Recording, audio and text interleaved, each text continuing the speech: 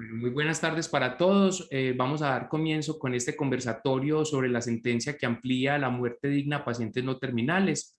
Nos acompañan en la sala el estudiante de Derecho Daniel Porras Lemus.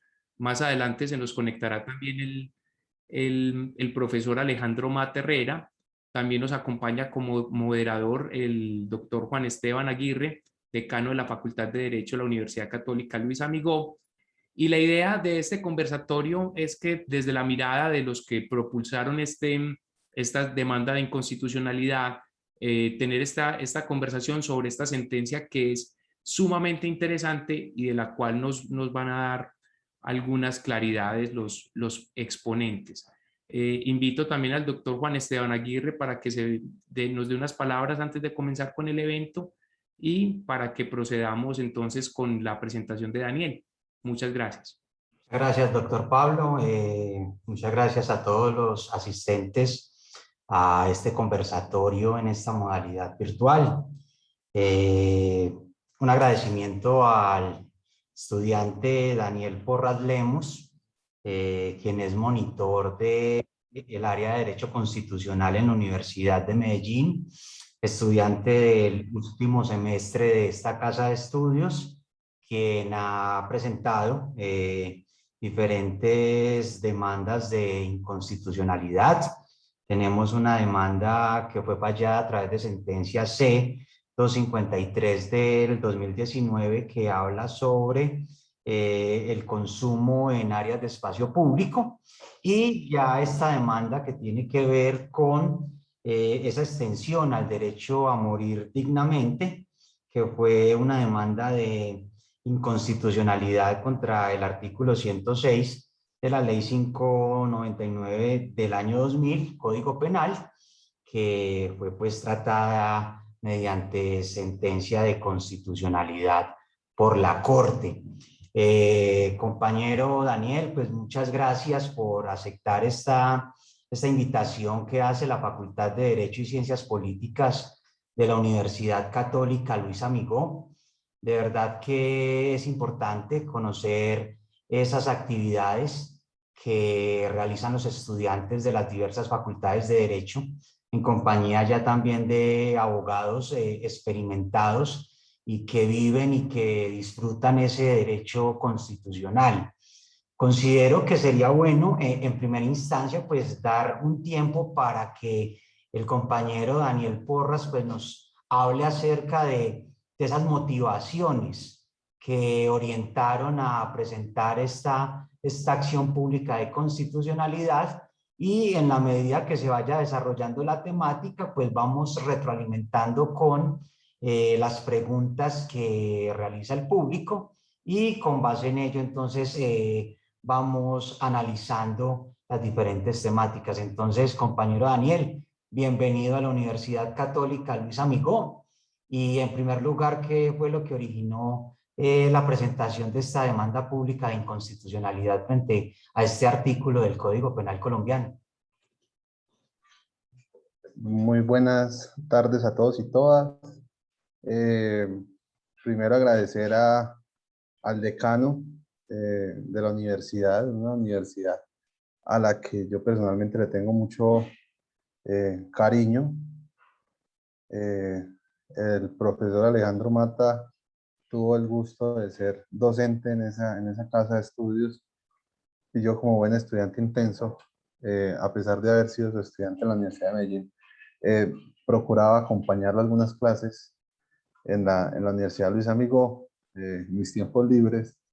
Digamos que fruto de esas conversaciones desarrolladas académicamente, se empezaron a gestar varios temas relacionados con la posibilidad de realizar un litigio estratégico enfocado en la protección de distintas libertades individuales en el marco de la Constitución Política de Colombia. Por lo tanto, le tengo mucho cariño a la universidad. Muchas gracias también a los asistentes por tomarse el tiempo de asistir en esta tarde de miércoles a este conversatorio. Y sobre todo, especial agradecimiento al profesor Pablo Andrés Estrada, porque, digamos, es la persona detrás de todo esto y eh, que sin su voluntad no habría sido posible desarrollar este conversatorio. Mil gracias, profe Pablo.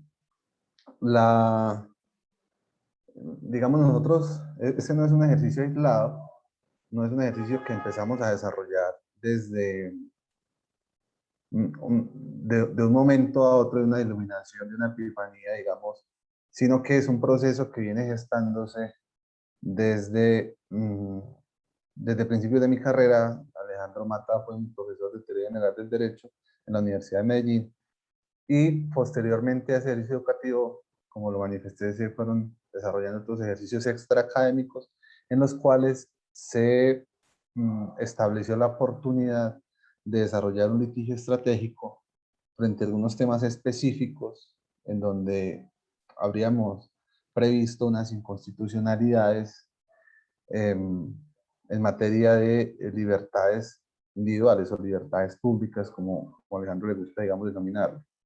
El primer ejercicio lo desarrollamos en el 2018. Presentamos una acción de inconstitucionalidad en contra del Código de Policía, los artículos que sancionaban el consumo de alcohol y de sustancias psicoactivas en el espacio público. Y esa demanda fue sancionada en el 2019 con sentencia C253 del 2019. Esa demanda específica fue basada en la sentencia C221 de 1994 de ponencia del magistrado Carlos Gaviria Díaz. Entonces, para hacer, digamos, la reseña de que en primer escenario, la primera sentencia estuvo basada en otra sentencia de Carlos Gaviria. Si podemos percatarnos, esta segunda sentencia, este segundo ejercicio del litigio estratégico desarrollado con efectividad, del cual derivaba la sentencia C233 del 2021, la cual queremos ser, digamos, honestos en el sentido de que no la conocemos, pues no la conocemos porque todavía no ha sido publicada. Es una sentencia sobre el derecho a morir dignamente en contra de un tipo penal, el artículo 106 del Código Penal colombiano, en el cual se establece el tipo penal de homicidio por piedad. Y esa demanda también está sustentada en otra sentencia, de autoría, de ponencia del magistrado Carlos Gaviria Díaz, que es la C239 de 1997. Es decir, ambos ejercicios académicos y de litigio estratégico están sustentados en dos demandas importantes y trascendentales en la historia constitucional del país, que es la sentencia C221 del 94, que despenaliza la dosis mínima en Colombia, la sentencia C239 de 1997, que permite en unas causales específicas el ejercicio del derecho a la muerte digna en Colombia. Desde ahí, digamos, podría decirse como una forma de homenaje, de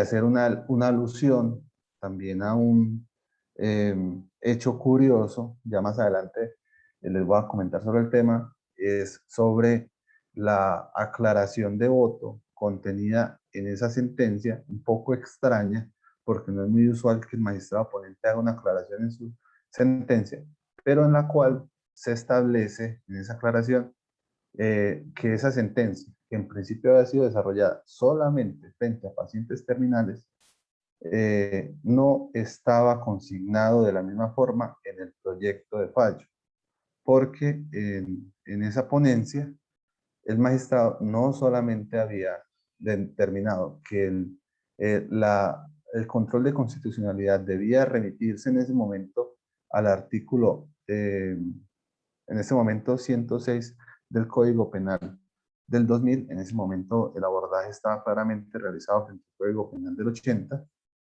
sino que, que no solamente ese, sino que debía hacerse extensivo también a la inducción o ayuda al suicidio, sino que no debía haberse restringido solamente a pacientes terminales, sino que también debía haberse realizado frente a otras patologías. Ellos hablan de la sentencia de cuadriplegias, frente a las cuales se considera que los pacientes pueden, digamos, sostener un dolor prolongado de varios meses, incluso años, y que eso generaba una ofensa, digamos, de parte del Estado hacia su dignidad y generaba unos tratos crueles e inhumanos y degradantes frente a estas personas. Pero lo que dice el magistrado en la sentencia C239/97, el magistrado Carlos Gaviria, es, pero en razón de esos consensos que deben existir en un órgano colegiado como es la Corte Constitucional, el avance es absolutamente significativo, aunque este grupo de personas no haya sido contemplada e incluida. Entonces, nosotros al hacer el estudio de la sentencia, al percatarnos de esta aclaración de voto, es casi un llamado y es una cuestión, digamos, bonita, si se quiere ver de esa manera, en donde un magistrado, que infortunadamente ya no está con nosotros, de la calidad de Carlos Gaviria Díaz, nos estaba hablando por medio de una sentencia escrita hace 24 años aproximadamente.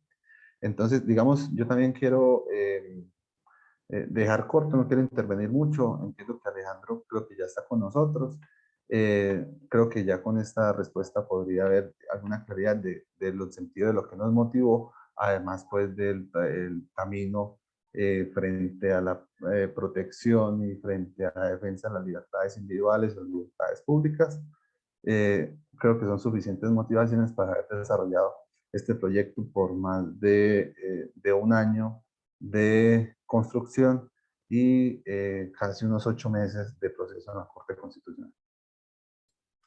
Muchas gracias, Daniel. Vamos a darle entonces la bienvenida a nuestro amigo y nuestro querido doctor Alejandro Mata, quien me place saludarlo en la tarde de hoy. El doctor Alejandro fue compañero mío de estudios en la Universidad de Medellín. Somos compañeros de la universidad de la misma generación. Nos hemos visto en varias oportunidades. Aprecio mucho su asistencia al evento. Doctor Alejandro, o el doctor Juan tiene algo para agregar. No, pues en primer lugar, agradecer la invitación fue aceptada por el doctor Alejandro Mata, quien pues en estos momentos ha presentado varias demandas públicas de inconstitucionalidad. El compañero Daniel Porras había iniciado con una temática puntual frente a las motivaciones que tuvo y ha tenido como estudiante para ejercer estas actividades de litigio estratégico. Entonces, previo pues como a esta disertación y esta intervención, pues considero oportuno presentar la hoja de vida del profesor Mata para que continuemos entonces con este diálogo y con este conversatorio.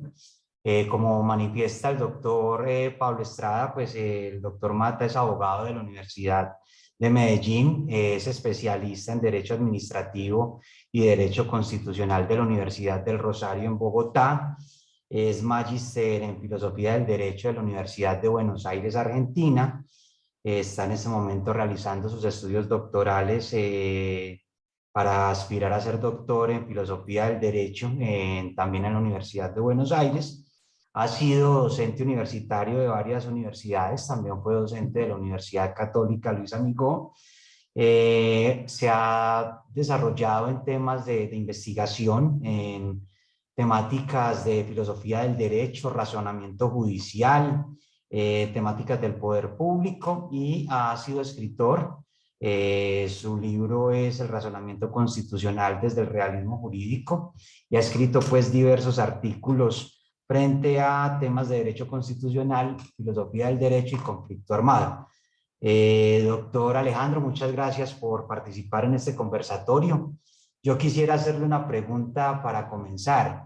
El compañero Daniel Porras nos hacía referencia acerca del litigio estratégico. ¿Cuál es la importancia de ese litigio estratégico y esa unión entre la cátedra universitaria y los aspectos prácticos que deben tener los estudiantes en las facultades de Derecho? ¿Cuál es su opinión al respecto? Decano, muchas gracias por la invitación. Pablo, un abrazo con la palabra desde acá, con el deseo de que nos volvamos a ver pronto. Mil gracias a la universidad, a la Facultad de Derecho, de nuevo por la invitación. Siempre volver a casa es lindo. Yo siento que la Universidad Católica es parte de lo que hemos logrado construir acá en la ciudad, así que felicitaciones también porque veo el proceso de mejoramiento continuo y bueno, aprovecho también que veo un par de estudiantes conocidos. Aquí veo a Fernanda, que le mando un saludo con mucho cariño.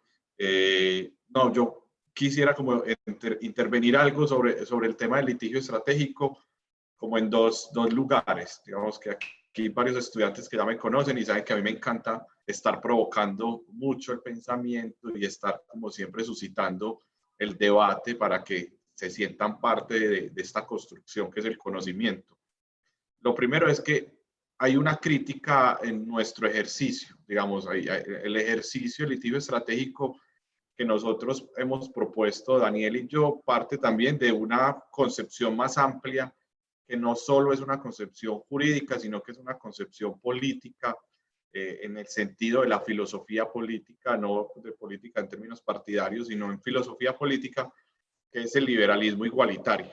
Digamos que empiezo por este lado porque el litigio no se da en el vacío, no se da, digamos, en un contexto en el que no reconoce que estamos situados en un momento, y es que para nosotros la defensa de las libertades personales y públicas, luego podremos tener esa reflexión, pero la defensa de las libertades públicas y personales sigue siendo una de las improntas más importantes frente a los estados. Yo creo que producto también de la pandemia, la contingencia, el aislamiento preventivo y un montón de cosas que han ido, digamos, aconteciendo en los últimos años, la defensa de los derechos fundamentales, de los derechos humanos, sigue siendo supremamente fundamental. Entonces, desde ahí hacemos una reflexión desde la filosofía política que llamamos liberalismo igualitario.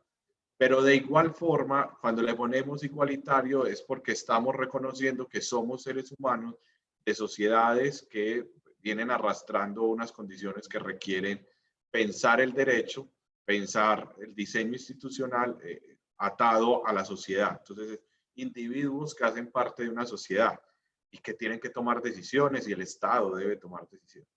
Entonces, en ese sentido, digamos, es el liberalismo igualitario como una filosofía política que le da un sentido al litigio estratégico. Hay otra crítica, ¿cierto? Y es que el litigio estratégico que nosotros hemos propiciado con Dani es específicamente también generar suscitar incomodar estratégicamente a los diferentes actores institucionales.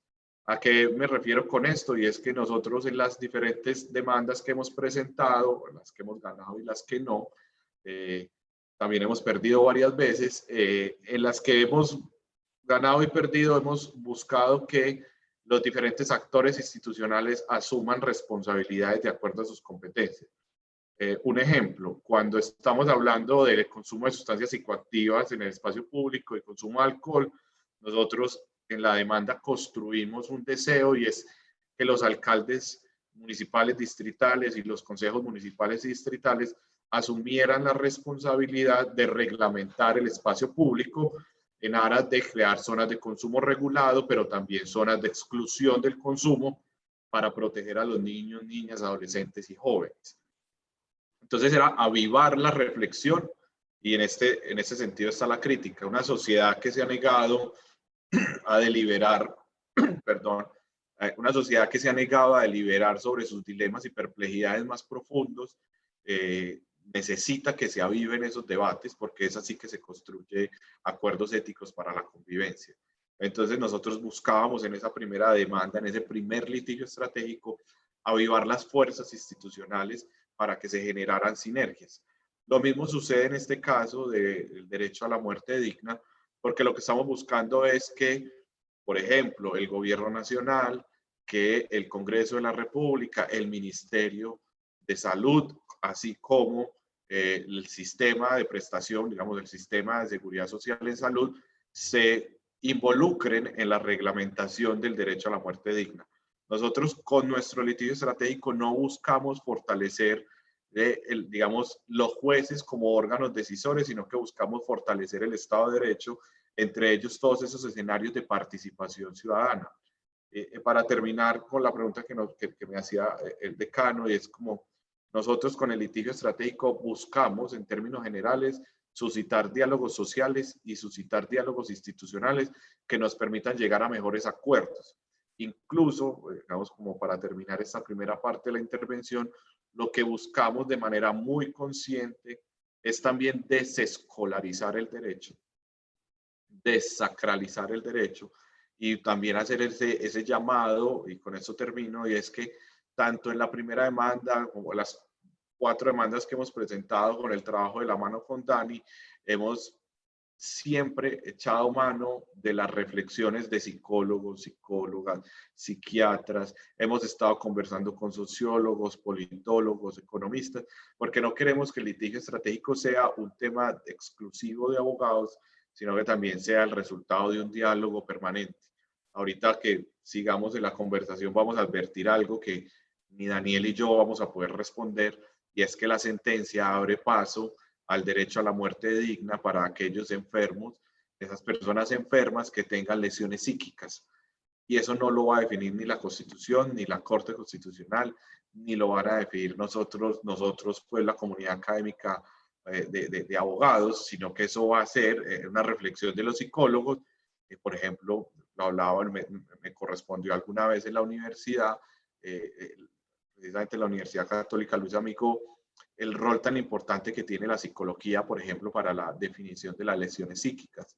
Y recuerdo en una clase de psicología de la universidad que nos hablaba una profesora, y ojo que también depende la respuesta que dé, si usted es psicólogo cognitivo, si es un psicólogo conductual, si es un psicoanalista. Hace un par de días estuvimos en otra universidad hablando, y dependiendo del psicólogo, la lesión psíquica se define de manera diferente. Entonces, para cerrar, primero, de nuevo agradecer la invitación, de nuevo sentirse regresando a casa. Yo considero que la Universidad Católica Luis Amigo es la primera universidad donde dicté clases luego de regresar de Argentina, así que siempre tengo un cariño profundo a mis estudiantes, que lo siento también parte como de la construcción individual que ha permitido que también hayamos podido construir otro tipo de escenarios de reflexión y sintetizar diálogo social, diálogos institucionales, desacralizar el derecho y desescolarizar el derecho, trayendo a diferentes actores para la conversación. Así que podemos seguir la conversación, y de nuevo mil gracias. No, muchas gracias, profesor Mata. Usted sabe que la Facultad de Derecho y la Universidad Católica, amigo, son su casa. No sé si el compañero Dani quiere hacer alguna intervención frente al tema del litigio estratégico y esa unión de la cátedra universitaria con las prácticas dentro de las facultades del derecho. No, yo simplemente quisiera agregar que a mí me parece importante, digamos, toda la reflexión que hace Alejandro, prácticamente porque él fue quien me enseñó a hacer el litigio estratégico. Y sí hay una reflexión importante, y es que el aprendizaje de esa reflexión, y este es un mensaje para los estudiantes y los estudiantes que están acá, fue una construcción que no se hizo en aulas de clase, ni se hizo en una hora cátedra, ni se hizo en una clase de un profesor de planta. Fue una construcción que se hizo extra clase por un interés profundo que teníamos ambos de desarrollar, digamos, este litigio estratégico. Claramente mi interés era por ser un estudiante que quería aprender mucho del derecho constitucional, del litigio, de una acción de inconstitucionalidad. Sin embargo, es para decir que esta reflexión la hemos hecho en varias universidades. Yo creo que el derecho no se construye solamente en las aulas de clase, y eso es algo que es importante dejarlo claro. El derecho también se construye afuera, el derecho también se construye, como decía Alejandro, por psicólogos, por asesorías que necesitamos la gente que estudia y que practica el derecho, de juntar con otras disciplinas, otras áreas del conocimiento para poder nutrirnos. Y desde ese punto de vista, reconocer que debe existir una democratización del derecho y no establecer que solamente nosotros como académicos, monitores, profesores, abogados, somos quienes tenemos, digamos, la última palabra frente a la construcción del derecho. El derecho, digamos, también se puede aprender por fuera, y es muy válido todas esas interpretaciones que se hacen extraacadémicamente. Claramente yo tengo un gusto marcado por la academia, pues, soy monitor ya casi 3 años de la universidad, obviamente mi vocación docente es bastante marcada. Espero que que también Luis Amigó me considere como de su casa, claramente no solamente a Alejandro. Y el derecho no solamente se construye en las aulas, pero claro que es importante el conocimiento que allí se imparte, es importante adoptarlo, es importante llevarlo a la práctica, y creo que es lo que nosotros hemos decidido hacer, llevar toda esa teoría adquirida a la práctica y de alguna manera intentar moldear la realidad, al menos de este país, por medio de ese litigio. Muchas gracias, Daniel. Una pregunta tiene que ver con ese tema del progresismo, ese tema del neoconstitucionalismo. ¿Consideran ustedes que con estas acciones públicas de inconstitucionalidad están aportando a estas nuevas doctrinas o a estas nuevas teorías que nos hablan de esa progresividad de los derechos y todo lo que tiene que ver con esta conceptualización acerca del neoconstitucionalismo?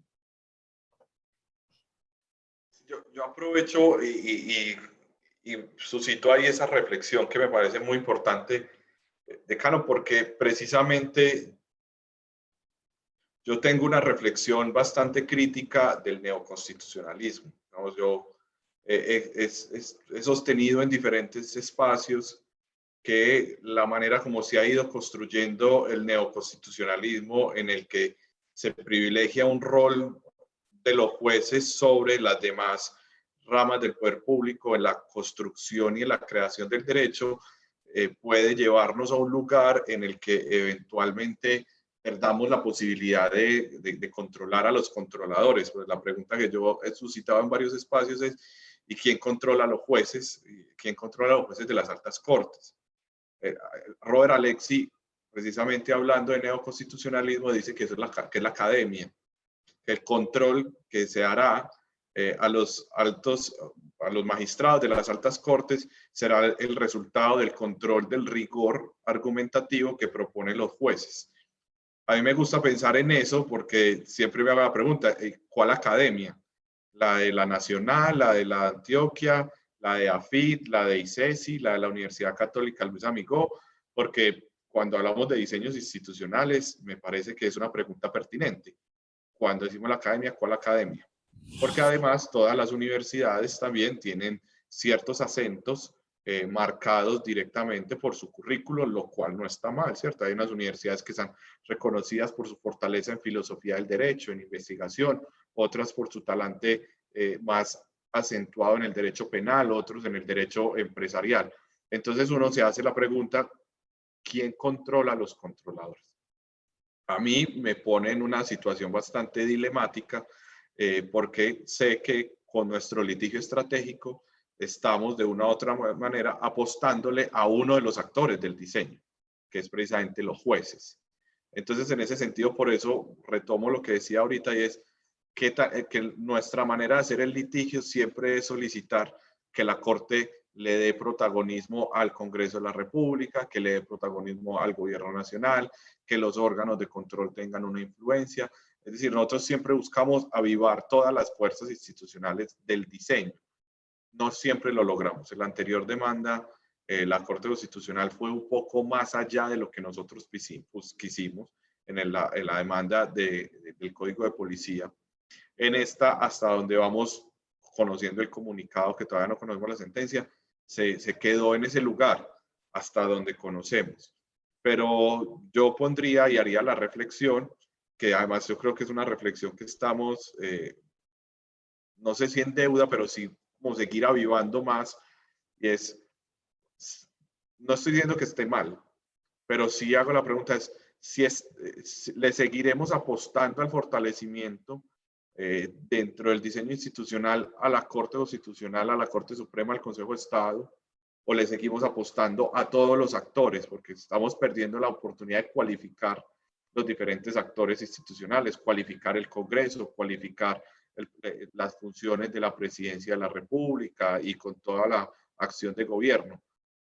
Me pasaba, y con eso termino, cuando trabajé en el Congreso de la República, recuerdo que tuve la oportunidad de conversar con un par de congresistas que defendían el Código de Policía, y yo les decía, pero venga, lo que pasa es que lo que ustedes están aprobando va a ser inconstitucional. Sí, esperemos que la Corte decida. Entonces es como, pero no, es que vos estás cumpliendo una función constitucional también. ¿Para qué la vamos a delegar o relegar o pasarla al otro si tú también tienes la competencia de hacer un control constitucional dentro de tu voto? Entonces, no sé si en alguna medida, para terminar, hago la autocrítica. No sé si el litigio a nosotros nos está permitiendo fortalecer el Estado de Derecho. Yo espero que sí. Yo sé que Dani puede tener otra mirada, pero yo creo que me pongo entre comillas por un momento si esa debe ser la ruta, o por ejemplo la otra ruta, y con esto sí de verdad termino, o la ruta debería ser sentarnos a construir proyectos de ley, ¿cierto? Porque puede ser otra opción, o proyectos de decreto, y hacer la incidencia para que sean interiorizados en la acción pública en general. Pero bueno, que termino con eso para no extenderme mucho. No sé, Daniel, si quiere intervenir frente a esta pregunta. Sí, decano, para decir que lo que dice Alejandro es absolutamente importante en el sentido de que yo considero que sí estamos fortaleciendo el Estado desde el litigio estratégico. Desde un principio, porque los cambios que nosotros proponemos, primero son institucionales, como dos personas que creen en las instituciones, ¿cierto? Todos son vías y son caminos que han marcado desde un punto de vista institucional, desde la Constitución, por medio de instituciones, por medio de procedimientos claros, digamos, en el sentido del abordaje de este litigio desde la Corte Constitucional como una institución pues importante de este país, pero también desde, digamos, el punto de vista de que no solamente se fortalece el Estado desde estas acciones de inconstitucionalidad, es demasiado pretencioso. La construcción, digamos, de estos, del fortalecimiento del Estado, perdón que por ahí está Gastón ladrando, está apenas bien, digamos, que me complemente el argumento, y es que el fortalecimiento del Estado proviene de muchos actores, y claramente esto contribuye, pero es necesario que todos los actores intervengan y colaboren. Por eso es tan importante esos exhortos que la Corte le ha hecho al Congreso en todas estas sentencias que han dado fruto después de estos litigios estratégicos. Por ahí estaba leyendo, apenas salió esta sentencia, que aproximadamente más de 90 veces desde la creación de la Corte se le ha exhortado al Congreso para regular los temas, y al parecer creo que ninguno ha dado frutos. El lunes, casualmente, en mi universidad estábamos en un conversatorio con la senadora Mila Romero, y estaban, digamos, presentando un proyecto de ley que quieren ellos, un proyecto de acto legislativo, perdón, que quieren interponer para, o quieren presentar para declarar, y esto a Alejandro le interesa porque es una de las conversaciones, aquí hay alumnos de Alejandro seguramente habrán tenido esta conversación, desde dónde comienza la vida en Colombia. Entonces, el proyecto de acto legislativo es solamente para indicar que, según ellos, la vida comienza desde la concepción, y quieren modificar el artículo 11 de la Constitución, que habla sobre la vida, para incluir que la vida debe estar protegida desde el momento de la concepción. Entonces, desde ese punto de vista, yo hacía el énfasis en la conversación, decía, ellos decían, no, pero es que nosotros no vamos a colocar sanciones. Pues sí, claro, es que la Constitución no pone sanciones, para eso está el Código Penal, ¿cierto? Y empieza un montón de dudas, y empieza uno, bueno, ¿y qué pasa con la pastilla el día después? ¿Y qué pasa con las 3 causales que existen ahora en Colombia? ¿Qué pasa con las sentencias que va a sacar la Corte este año sobre la posible ampliación, o lo que busca la demanda de las causales para realizar el procedimiento de la interrupción voluntaria del embarazo? Es decir, el fortalecimiento del Estado está en conjunto, son muchas instituciones, muchas personas, muchas organizaciones, no solamente nosotros hacemos litigio estratégico, está de justicia, está Causa Justa, está Colombia Diversa, está la FLIP, está, bueno, está DESLAP, que está por ahí también haciendo litigio con lo de Yolanda Chaparro. Y es decir, también es reconocernos que nosotros somos una pequeña parte de ese fortalecimiento del Estado. Sí lo buscamos, pero somos una pequeña parte en ese aporte. Pero eso sí es claro que vamos a seguir en ese trasegar de aportarle a ese fortalecimiento del Estado continuamente.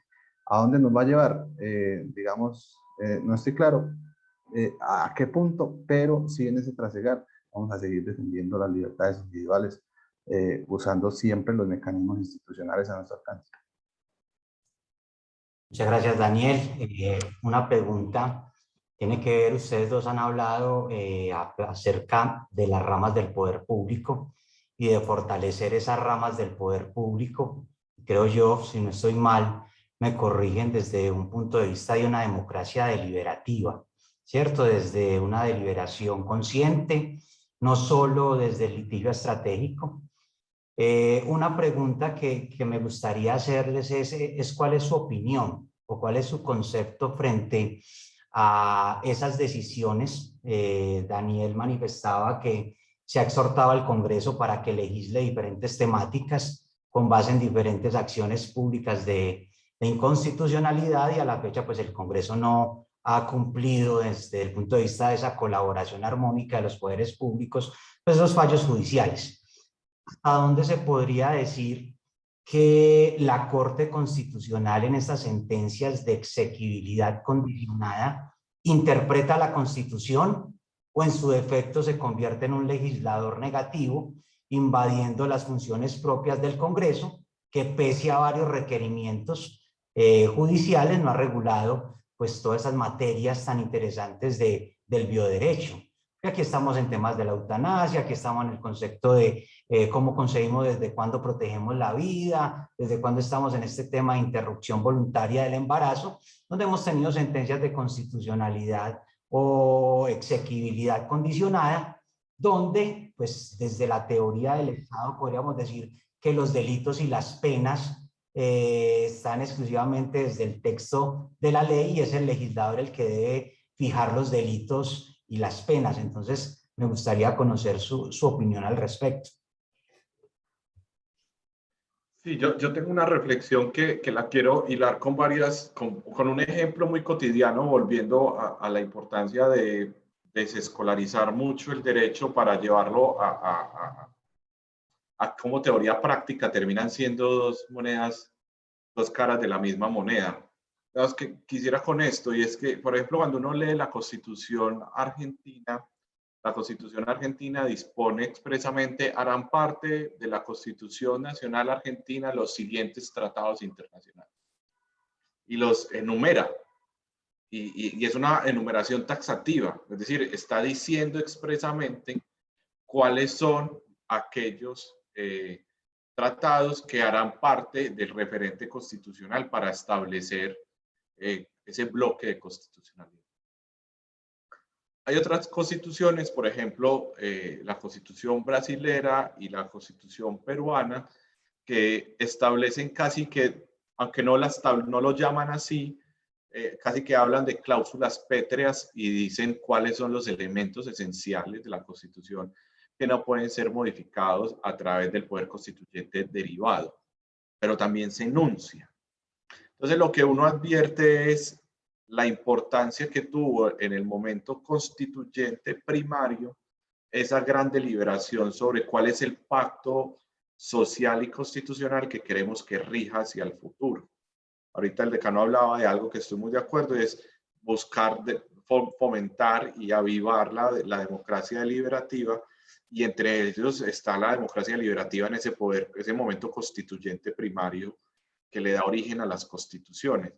Entonces, uno puede también, entonces, utilizando estos dos referentes, compararlo con el constituyente primario del año 91, que le da origen a la Constitución del 91, y uno advierte, en Colombia no hay cláusulas pétreas. No obstante eso, y se ha dicho que la Corte Constitucional hace un control formal sobre sus reformas, sobre los actos reformatorios. Sin embargo, la Corte ha desarrollado una doctrina en la que habla de la teoría de la sustitución y en la que dice que, si bien es cierto no es un control formal, un control de fondo, la práctica es que hace un control de fondo, porque el juicio de sustitución es un control de fondo. Eso es lo que hace, porque cuando uno habla de los elementos definitorios de la Constitución, definitorios y esenciales, no hay nada más sustantivo y de fondo que un elemento, digamos, esencial de la Constitución. Entonces, la Corte hace un eufemismo a través del juicio de sustitución y se mete en el fondo. Eso es producto de no haber ahondado el debate por parte del Poder Constituyente y no haber dicho, no, es que para nosotros la descentralización administrativa, para nosotros estos son elementos definitorios, la diversidad, la dignidad humana, y son cláusulas pétreas. Si se hubiese arriesgado después de un debate a ponerlo así, hubiese sido más fácil y que no la Corte empezara a crear jurisprudencialmente unas competencias para sí y extralimitarse en algunas funciones, que es la lectura que tengo yo. Lo mismo pasa con el bloque de constitucionalidad. Siempre que estamos enseñando el bloque de constitucionalidad, empezamos y ponemos a disposición de los estudiantes el documento de Rodrigo Primi, en el que empieza a mostrar la evolución del bloque de constitucionalidad y lo azaroso que fue, porque cuando la Corte lo habla, empieza a decir bloque de constitucionalidad, después habla en sentido lato y en sentido estricto, después sigue avanzando y le tocó reconstruir toda una doctrina para poder hablar de cuáles son los elementos, los tratados internacionales o instrumentos mejor, los instrumentos internacionales que hacen parte del bloque de constitucionalidad. Si hubiésemos hecho algo parecido a lo que hizo Argentina, decidamos cuáles, pues tendríamos una Corte Constitucional más restringida. Eso también, a mi juicio, pero esto lo pongo más como hipótesis, no como una afirmación en términos de verdad, sino como eso ha hecho que en Colombia se fortalezcan más ciertos grupos de élites de académicos y no la ciudadanía. ¿A qué me refiero con esto? Aquellos o aquellas que en su preferencia defienden la interrupción voluntaria del embarazo, por ejemplo, pusieron acciones de inconstitucionalidad, pero fueron un grupo de ciudadanas académicas y fueron ante la Corte Constitucional y pidieron, y terminamos con la sentencia C-355. Pero el movimiento de mujeres no tuvo una vinculación tan fuerte en la construcción colectiva. Mientras que, por ejemplo, en Argentina, el movimiento feminista y de mujeres hizo trabajo colectivo, de barrio, construcciones y un montón de estrategias que terminó con un proyecto de ley que se presenta ante el Congreso de la República Argentina, el Congreso de la Nación. ¿Qué genera eso? Un fortalecimiento de, sin tener que expresar, digamos, necesariamente si eso está bien o mal, pero se fortalece en mayor medida la deliberación pública, ¿cierto? Entonces, uno tiene que hacerse la pregunta, ¿este diseño institucional qué generó? Yo creo que el diseño institucional colombiano, al tomar la decisión de no comprometerse con acuerdos sustantivos más fuertes, terminó dándole ese lugar a los jueces y a los litigantes. Y yo creo que eso no le hace bien a los diseños institucionales que, digamos, se centran en esa función constitucional, porque, en mi sentir, a la Corte Constitucional hay que cuidarla. Y lo que hacemos cada que toma las decisiones que debería haber tomado el Congreso de la República, pues, por ejemplo, el tema de la pena, de la cadena perpetua para las personas que cometan acciones, actos abusivos, acceso carnal violento y estas que estaban allí previstas, pues, al negarle eso a la Corte Constitucional, pues la gente sale a decir, la Corte no cuida a los niños. No, la Corte no cuida a los niños, no, eso se sabía que iba a ser inconstitucional de antemano.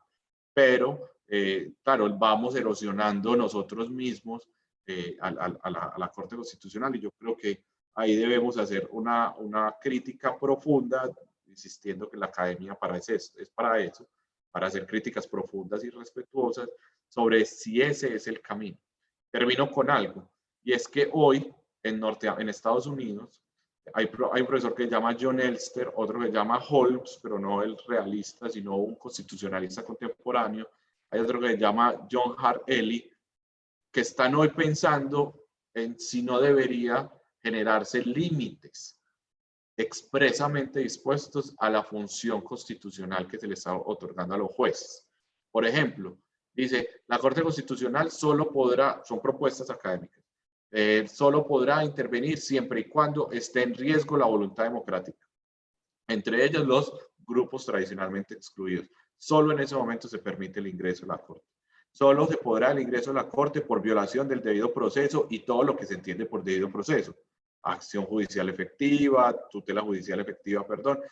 Pero están ya pensando si no es necesario establecer funciones específicas para las cortes constitucionales o los tribunales de cierre, órganos de cierre para también incluir ahí pues el tribunal alemán o la Corte Suprema norteamericana o la argentina que no tiene precisamente un tribunal constitucional. Entonces yo, para cerrar, diría, tampoco está tan claro cuáles son las funciones de la Corte. El neoconstitucionalismo nos hizo pensar que ya estaba claro, pero hoy los mismos neoconstitucionalistas en Alemania, en el Reino Unido, en Estados Unidos, en Argentina, se preguntan si no es necesario ponerle mayores restricciones, o por lo menos ponerlo. Ojo, yo defiendo el avance de derechos que ha tenido la Corte, pero la honestidad intelectual le obliga a uno a concluir que eventualmente esto puede ser un riesgo, ¿cierto? Puede ser un riesgo para el debate público y la construcción pues, de una sociedad más democrática.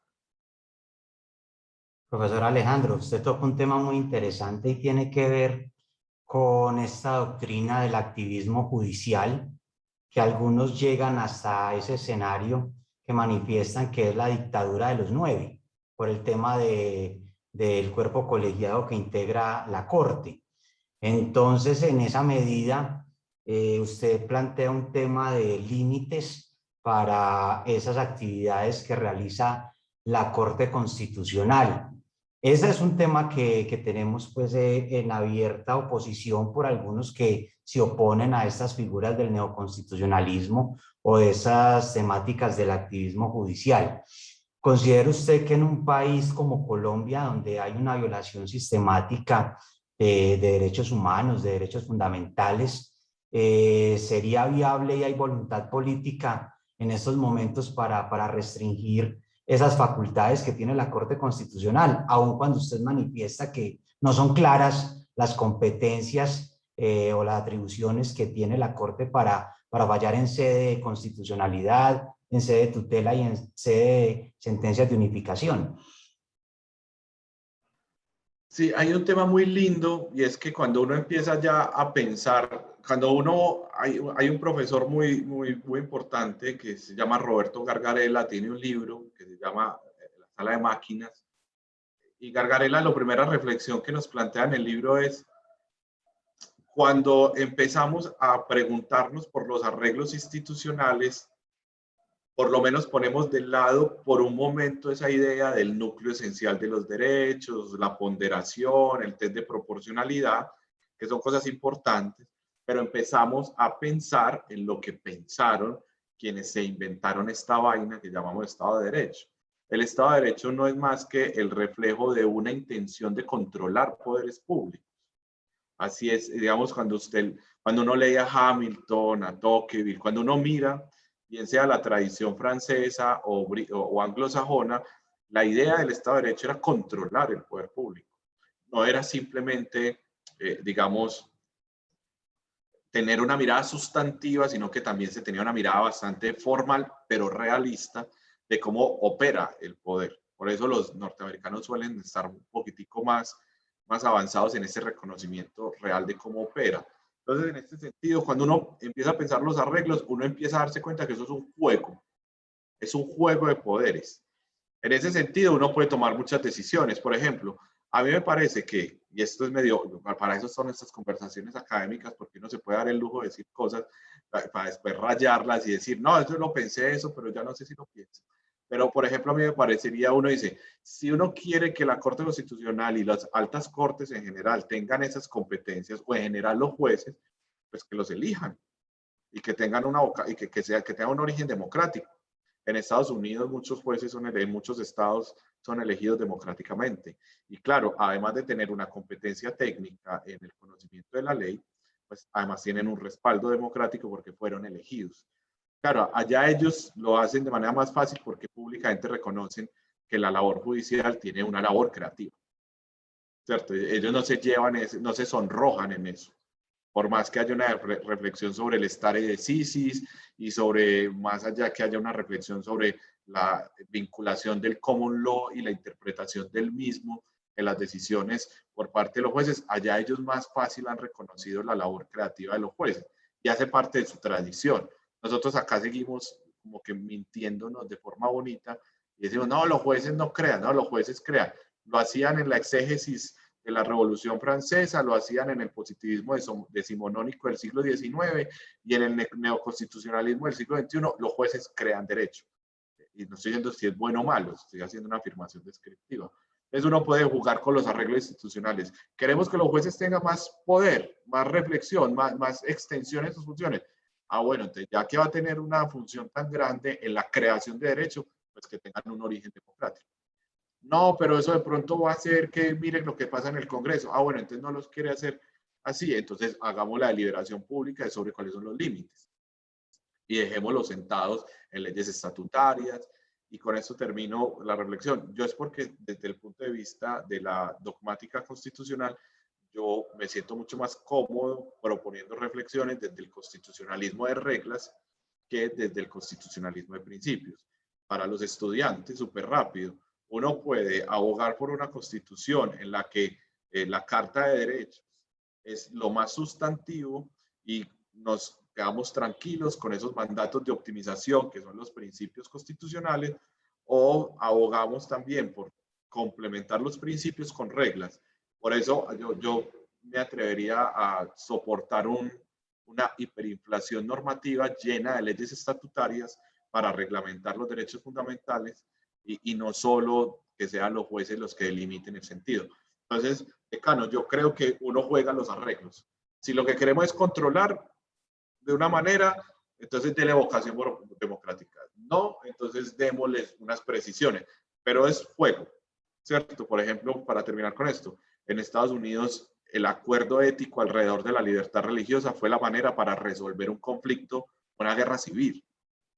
Pues se estaban matando alrededor de la libertad religiosa. Entonces, lo primero que se hace es, esto es muy importante, de manera tal que es uno de los fundamentos más importantes del ordenamiento jurídico norteamericano. Pero porque lo sabía.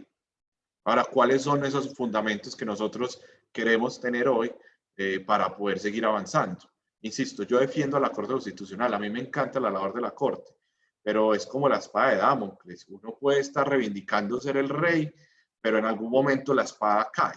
Entonces hay que tener mucho cuidado y tener una mirada de perspectiva constitucional de lo que puede pasar si uno sigue exacerbando ese diseño institucional. Gracias, profe. Usted deja vigente esa visión del doctor Vladimiro Naranjo cuando definía el derecho constitucional, como ese encuadramiento jurídico de fenómenos políticos, y ese encuadramiento pues se observa en estas posturas que usted presenta. Daniel, el profe Mata nos hablaba acerca de un concepto muy interesante del bloque de constitucionalidad que tiene que ver con esas normas estatutarias que versan sobre derechos fundamentales y los tratados internacionales que versan sobre derechos humanos. En la acción pública de inconstitucionalidad, ustedes plantearon, me imagino, argumentos desde el bloque de constitucionalidad, pero también, y es una pregunta porque desconozco la acción, la demanda pública, también plantearon argumentos de control de convencionalidad. Gracias, decano, por esa pregunta.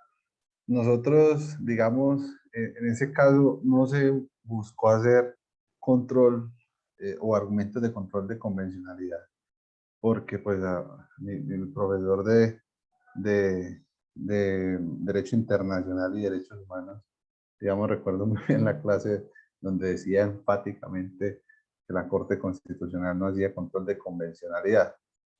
Ahí tuvimos debates, pero digamos, para no entrar en eso, en la demanda, lo que nosotros, y no es en la primera demanda que lo realizamos, le reforzamos los argumentos, ¿cierto?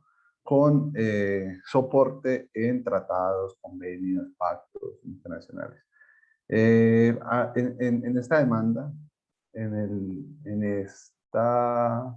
precisamente en el artículo Pues en el sustento frente a la vulneración del artículo 12 de la Constitución, que es el que tiene que ver con tratos, penas crueles, inhumanos o degradantes. Nosotros nos sustentamos en varias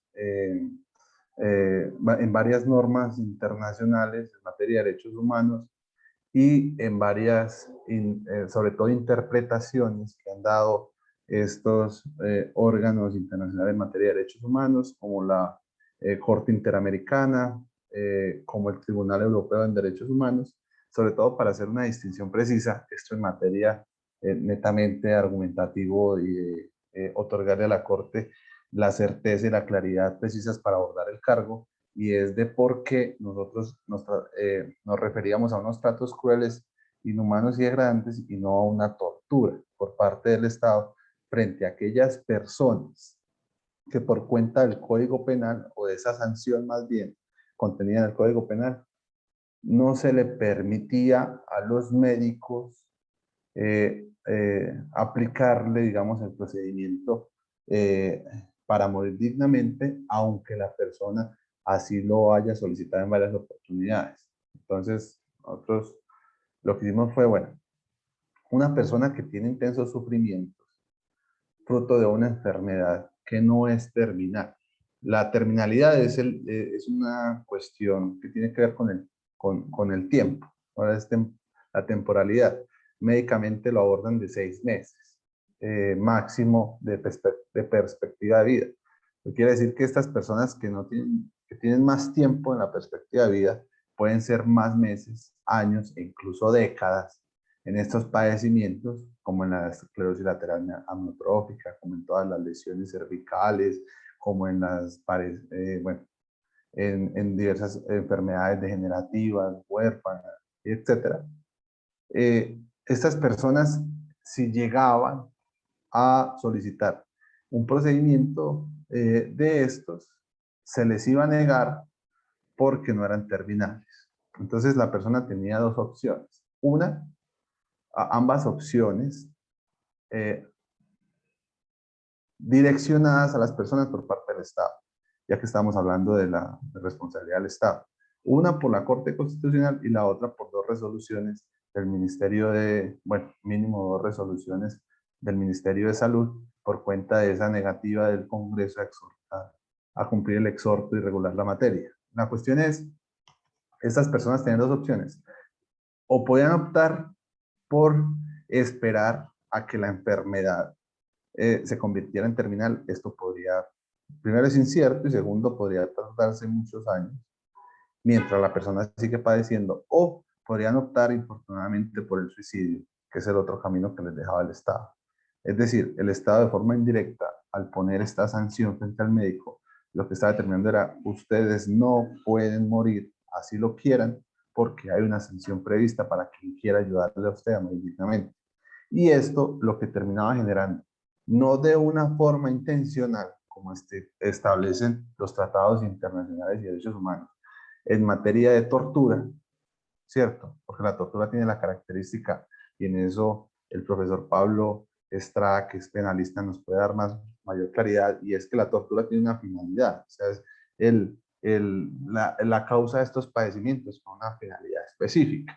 Nosotros no podemos demostrar, al menos no de forma cierta, que el Estado tenía una finalidad específica en generarles padecimientos, así sea de forma indirecta, a estas personas. Lo que sí era claro era la demostración, y en eso hicimos un esfuerzo argumentativo importante, de que esas personas sufrían.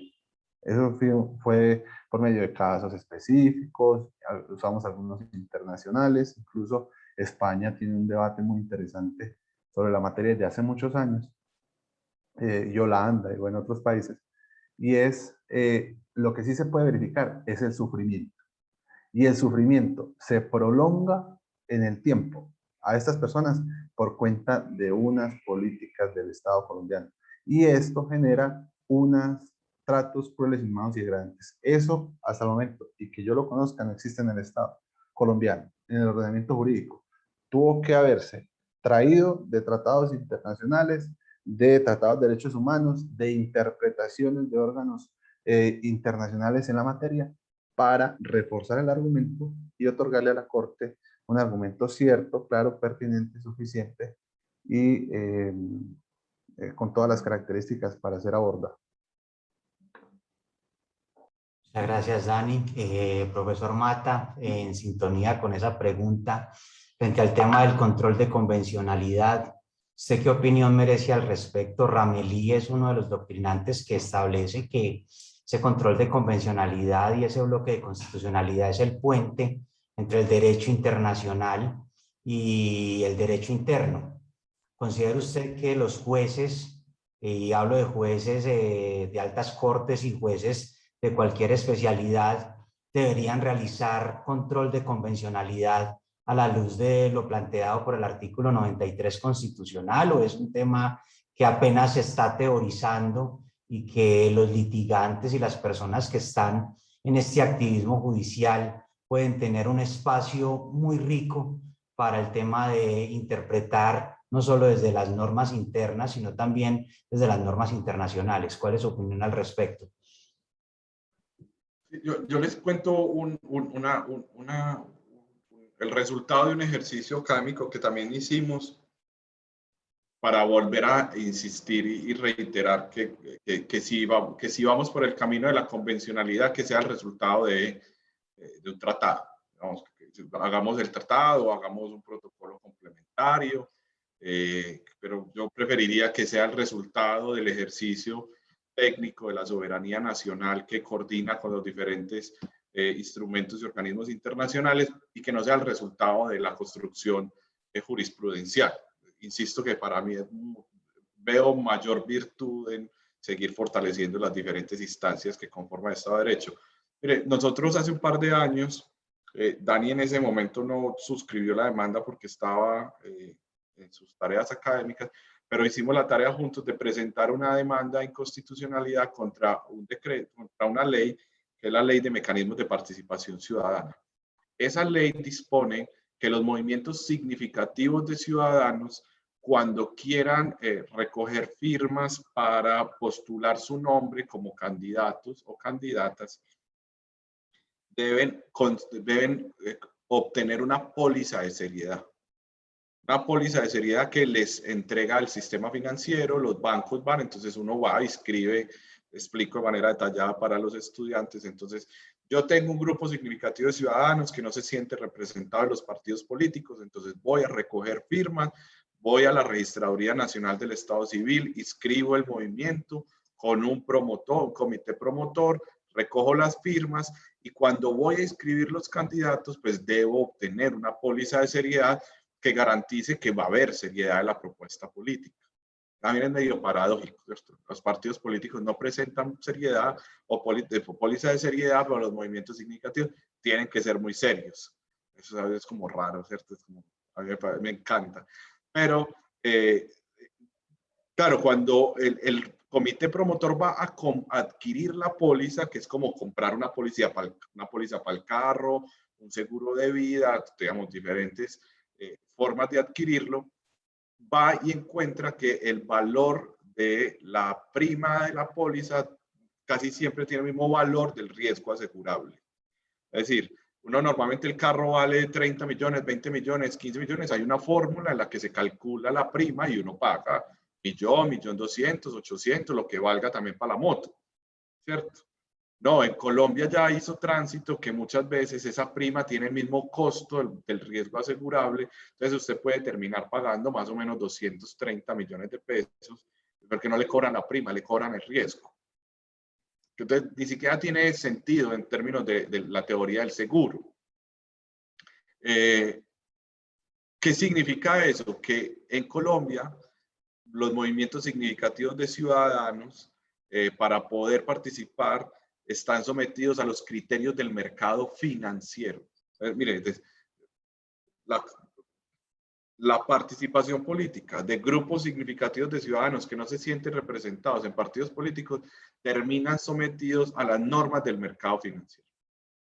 Nosotros presentamos una demanda de inconstitucionalidad diciendo no puede ser que uno para participar en política necesite meter toda una estrategia para que le otorguen la póliza.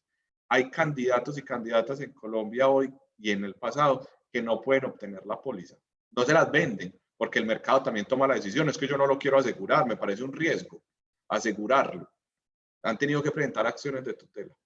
A nosotros nos pareció que esa disposición violaba la Convención Americana de Derechos Humanos y la demandamos y le pedimos a la Corte Constitucional que volviera a revisar esa norma y ya no no tuviera como referente la Constitución, sino que utilizara la jurisprudencia de la Corte Interamericana de Derechos Humanos como un instrumento de interpretación, y le dijimos, haga control de convencionalidad. Y la razón también es que cuando ustedes miran, es el artículo 9 de la ley, si no recuerdo, 130, siempre me olvido entre 130 y 136, creo que la 130. 134. 134. Entonces, ese artículo tuvo control automático de constitucionalidad. Y se supone que la Corte hizo un control integral de constitucionalidad, incluso dice y lo enuncia explícitamente, también estamos haciendo control con fundamento en el bloque, es decir, tuvo en cuenta. No tiene más de 3 líneas el control de constitucionalidad, ni tiene más de 3 líneas el control de convencionalidad. Encuentra la Corte ajustado, la póliza de seriedad para garantizar seriedad pública de la propuesta. Y nosotros le dijimos, usted no hizo control integral. La respuesta de la Corte es, cuando nosotros presentamos cosa juzgada, nosotros ya nos pronunciamos, en consecuencia no podemos volver a hablar. Pero sobre mismos casos se ha utilizado el control de convencionalidad. Yo creo que está bueno, a mí me gusta el control de convencionalidad en su sentido más, digamos, en su sentido más originario. Creo que si sirve para el avance de derechos es bienvenido, pero si lo vamos a hacer, acordemos las reglas de juego. Insisto, yo me siento más cómodo con un constitucionalismo de reglas, y si queremos que los jueces colombianos hagan control de constitucionalidad, pues pongamos sobre la mesa cuáles son los fundamentos para hacerlo o no hacerlo. Profe Pablo, usted ha levantado en varias ocasiones por acá la mano y lo hemos ignorado. Qué feo que nosotros, hablando de derecho constitucional, realicemos actividades de censura. Profe Pablo, bienvenida. Para nada, no. No, antes a mí me da pena y me da vergüenza porque yo no soy pues un constitucionalista pues que se me destaque por mis conocimientos en derecho constitucional. No creo que sea mi fuerte, pero creo que ese interés en la Constitución y en esos debates democráticos creo que puedo aportar algo pues frente al tema. Y es que a mí lo que me ha cuestionado mucho, y se lo decía de pronto a Daniel hace días cuando hablaba con él para preparar este evento, yo le decía que me parecía extremadamente absurdo, pues desde mis conocimientos de derecho constitucional, que una vez se diseñó el mecanismo de control de constitucionalidad, la demanda de inexequibilidad frente a las normas, para que fuera accesible a todas las personas, para que cualquier persona que sintiera que sus derechos fundamentales no estaban siendo respetados por alguna norma pudiese decirle a la Corte, estudie esto, que esto me parece que es inconstitucional. Pero me he dado cuenta en las lecturas de varias sentencias donde la Corte, como lo estaba diciendo el doctor Alejandro hace un instante, o dice ya hay cosa juzgada, o al contrario dice no, es que el accionante no sustentó suficientemente el argumento de inconstitucionalidad y por ende no estudia las demandas de constitucionalidad. Entonces, yo que soy un civilista, ya me quitaron, crea fama y échate a dormir. Cuando yo estaba en la universidad sí era reconocido como penalista, que Daniel ahorita me estaba diciendo que yo era penalista, no, ni más faltaba, soy civilista, pero sí, claro, estudié mucho derecho penal, mucho. Y precisamente por esos intereses o por esas inquietudes en el derecho penal y que he estudiado también el derecho civil y creo que no he sido ajeno tampoco al derecho constitucional, es que me permito hacer esta pregunta y es, entonces, ¿a qué juega la Corte? ¿A qué le está jugando la Corte cuando en unos casos dice, usted no argumentó suficientemente? Y entonces, o sobre eso ya nos pronunciamos y no hay vuelta de hoja que haga recapacitar, pues, claro, entonces, no, quedan cargos diferentes, tal cosa. Entonces, empieza un poco como el formalismo en las demandas de inconstitucionalidad y ese formalismo bastante pernicioso porque no permite hacer estudios serios de constitucionalidad sobre ciertos temas importantes.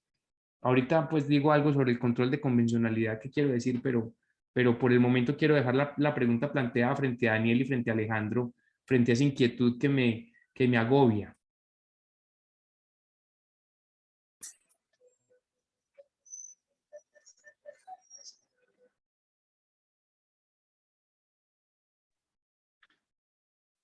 Yo voy a decir algo porque Dani es uno de los que más ha estudiado el tema, a mí, pero creo que estaría jugando la misma vuelta, profe, ¿en qué sentido? Es que el decreto, ese decreto constitucional también con bastante decreto estatutario, decreto constitucional que rige la acción de inconstitucionalidad, eh, buscó, y a mí yo me puse a buscar como algunos antecedentes y me llamó mucho la atención hace un par de años lo diáfano que fue, es que se buscaba una acción pública, ya, ¿cierto? Digamos que fue muy generoso en su momento, digamos, el sentido previsto de la Constitución y luego el gobierno nacional al expedir ese decreto, esos decretos, el decreto de tutela y el decreto de la acción de inconstitucionalidad, que los dos son bastante raros en términos de jerarquía normativa, pero fueron tranquilos, fueron diáfanos en lo que se esperaba.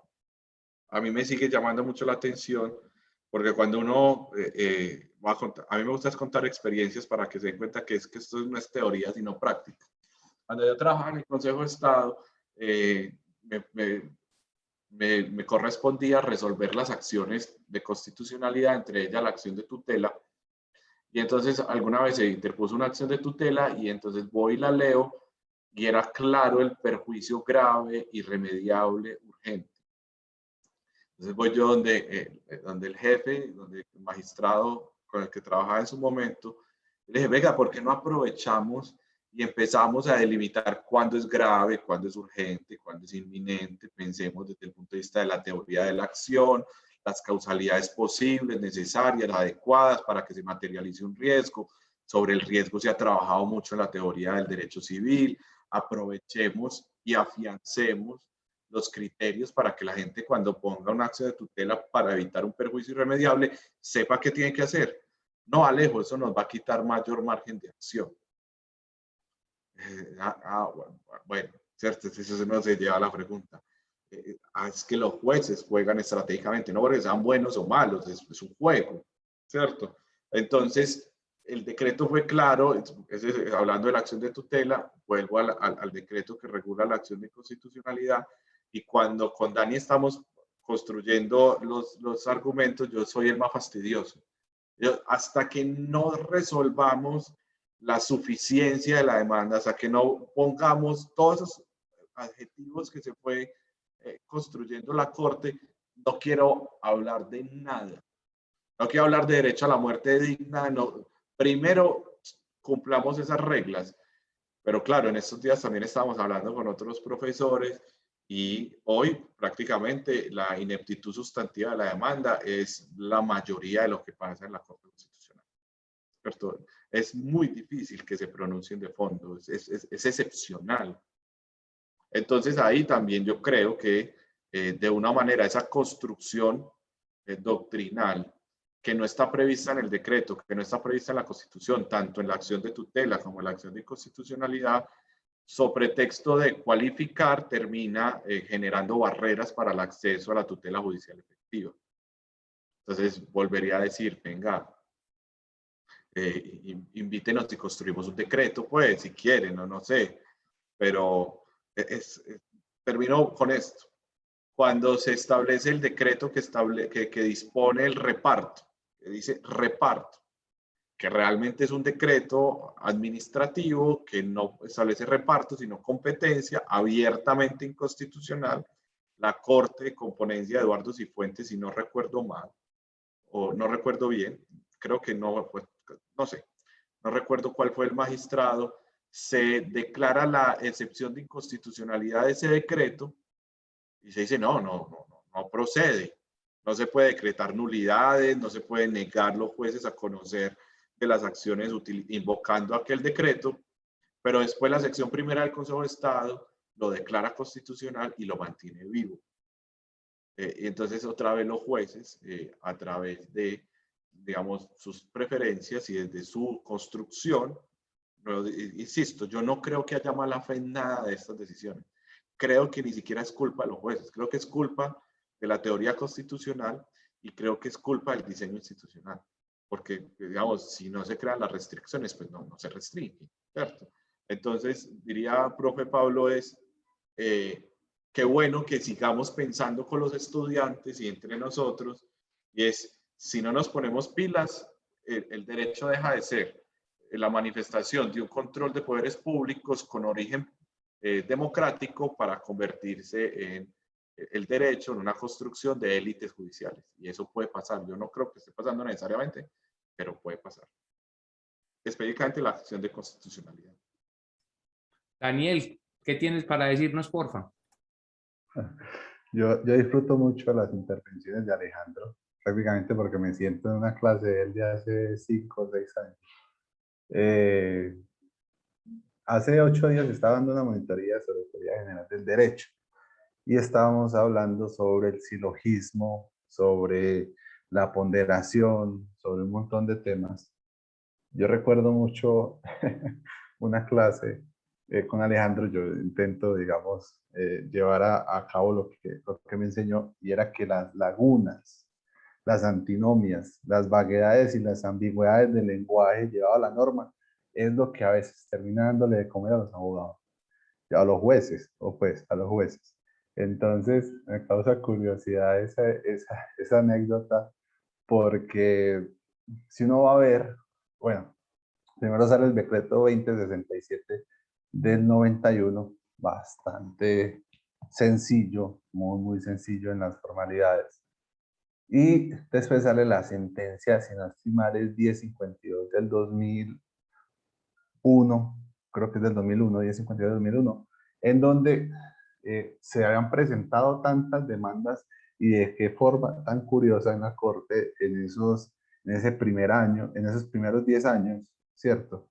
Desde que se creó la Constitución del 91, bueno, la Corte empezó a operar un poquito después, y que la Corte, digamos, o así lo argumentó en la sentencia, tenía que poner unos frenos, ¿cierto? Pero había unas sentencias, unas demandas curiosísimas. Hay un señor que fue precisamente el que hizo la acción para, para la sentencia C221 del 94, que fue la de la despenalización de la dosis mínima, que se llama Alexandre Dochandamandú.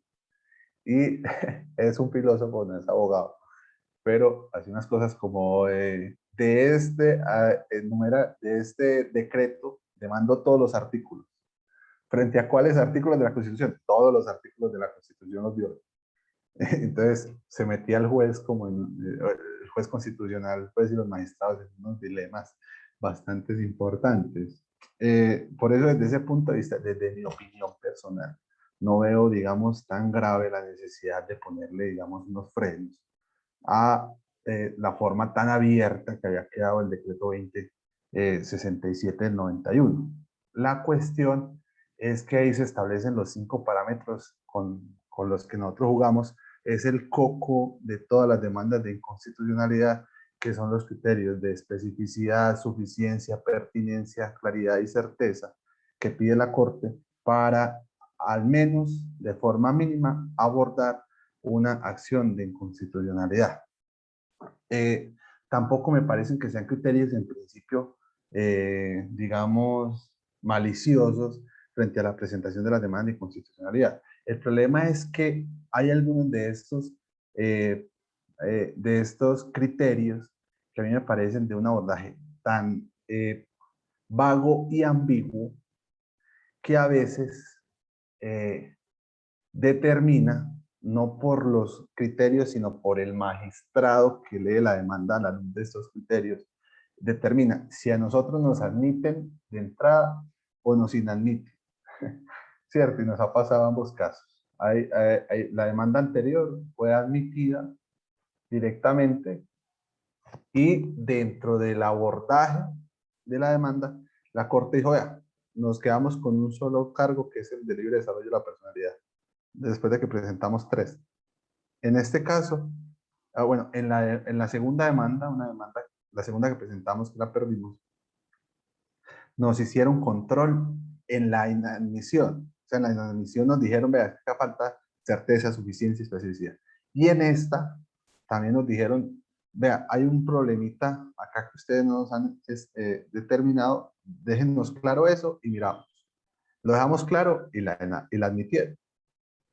Esto para decir que estos criterios son vagos y ambiguos y terminan siendo, digamos, abordados desde un punto de vista bastante amplio, de acuerdo más bien a unas preferencias, puede ser filosóficas, religiosas, de las teorías del derecho, como se quiera, de cada magistrado, y eso termina dentro del realismo jurídico determinando si nos van a admitir, si nos van a admitir, si vamos a ganar, vamos a perder. O sea, es algo, yo no sé si está bien o mal, cada quien dentro de su aulas de clase hará, digamos, las respectivas reflexiones. Lo que nosotros sabemos es que nosotros podemos hacer un estudio, ¿cierto? Y de hecho lo hacemos antes de la demanda, para saber cómo está conformada la Corte, para saber cuáles magistrados, cuáles son sus decisiones, y de acuerdo a eso, determinar cómo nos va a ir. Es muy parecido al common law de cierta manera, si ustedes lo quieren ver de esa forma. Lo que sí a mí me parece desde un punto de vista personal muy curioso es que la mayoría de las felicitaciones que nos llevamos es que les admitieron la demanda.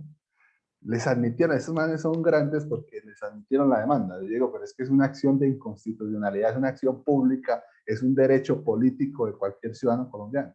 Y nuestra felicitación está porque logramos ejercer un derecho político y constitucional que está dispuesto para cualquier ciudadano y ciudadana del país. Es algo, es una felicitación que uno le deja como un sabor agridulce, ¿cierto? Desde una forma de la teoría del Estado. Estoy de acuerdo, y para cerrar, digamos, esta parte con Alejandro en el sentido de que debe haber una regulación desde mi punto de vista frente a esas admisiones y frente, digamos, a las admisiones por parte de la Corte para generar una democratización de esta acción de inconstitucionalidad. Y claramente las críticas por parte del derecho son impresionantes. Es decir, la mayoría de personas que yo he visto que han intentado ejercer este derecho con toda la intención, digamos, se han visto decepcionadas precisamente por estos criterios. Nosotros recurrimos al realismo jurídico, estudiamos la cuestión, miramos cómo puede ser la forma de, y apostamos a eso. Parece que ha dado frutos en ese sentido.